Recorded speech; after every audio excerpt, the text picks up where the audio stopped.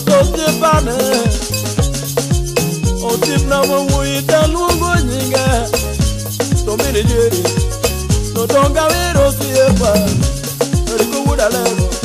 Otipa dunga tungo ketemone Eriko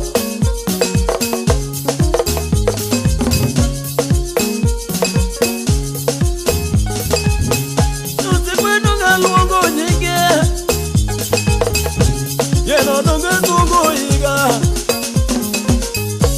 Yeno dunga tungo higa Eriko timna tungo higa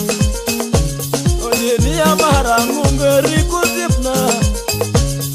Eriko yene ata tungo higa Wano yuore nyaka denge ta tungo higa Wano yuore nyaka denge ta luongo nyinga Yordarone nyara sebo tatungu higa Yordarone nyara sebo tatungu higa Weno somu dende gari usipame Nojino somu dende gari riku sipna Riku sipawero Umino disa sungo Kumuda lego Usipadunga wero Eriko Rikimo suna beno siep na wura leo Uchingu kisumu karate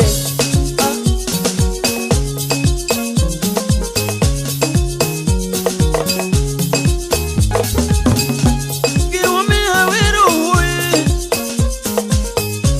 Yeno dungi kunyo yaga Yeno dungi kunyo yaga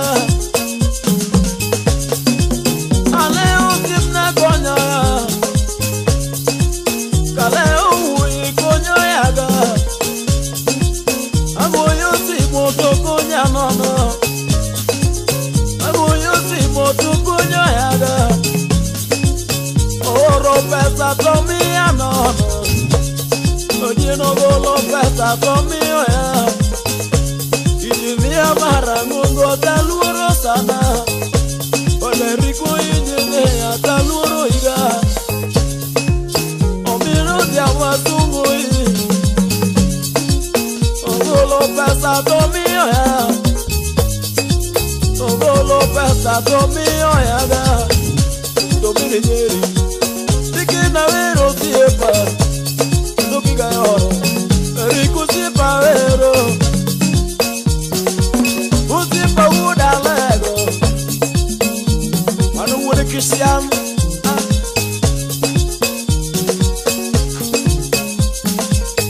yenyak parongado, ayako siepna.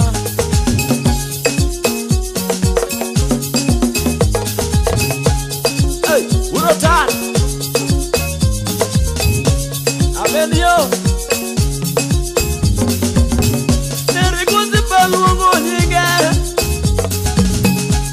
Eno nunga tungo higa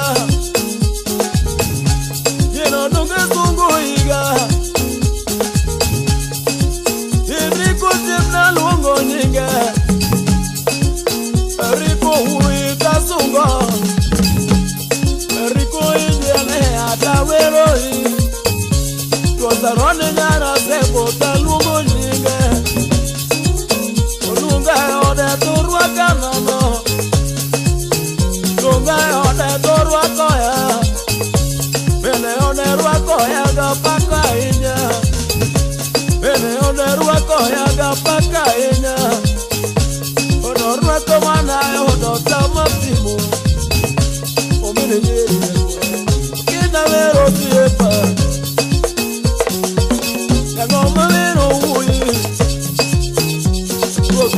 Simbo konya nono Torutu wono simbo neno yaga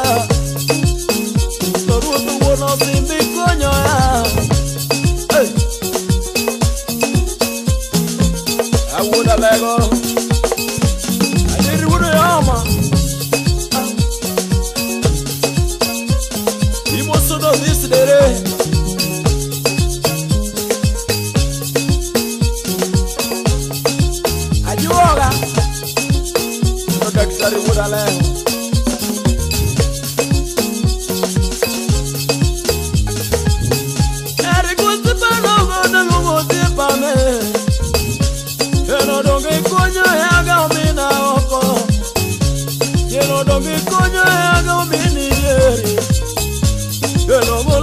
ni tu win wongo ya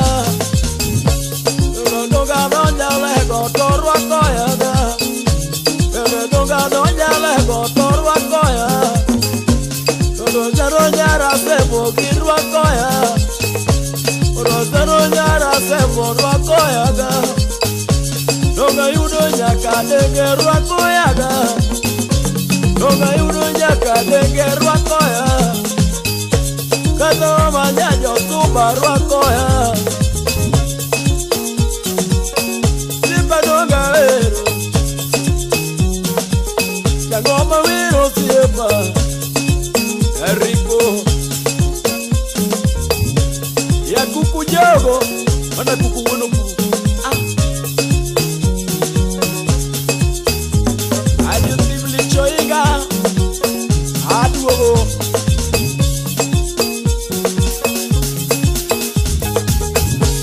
Uri bayo simpatia Yandalo winanga no simna Yandalo winanga no hui Uriti hui hui Uti jomba konyo domoromo Sega wuja pura uro nemo Kata gidi ono simna oro nemo Omula hui urgolago Kedo musalega lego joma konyo Pero wude sama agwa oro nemo Mosu sipu maka chule sipana Mosu sipu maka chule sipane Daudi wui moto naga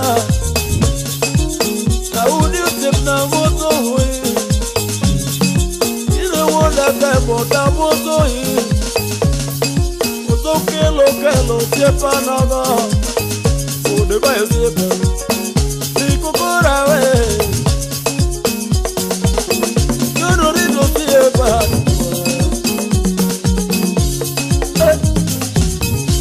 Domini dere jakwa Irike wora lago weta toma Yono mino diamo weba baby jai Omino diamo sipa weta toma Ikoro rito sipa Akoro chambum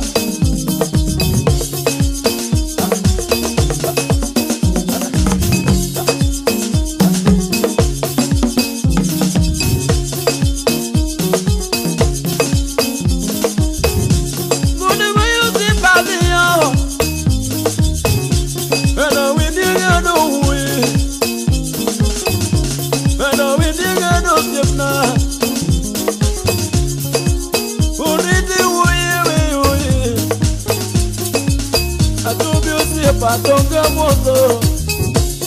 Yagiru mami si padonga mozo Orige wojo su padonga mozo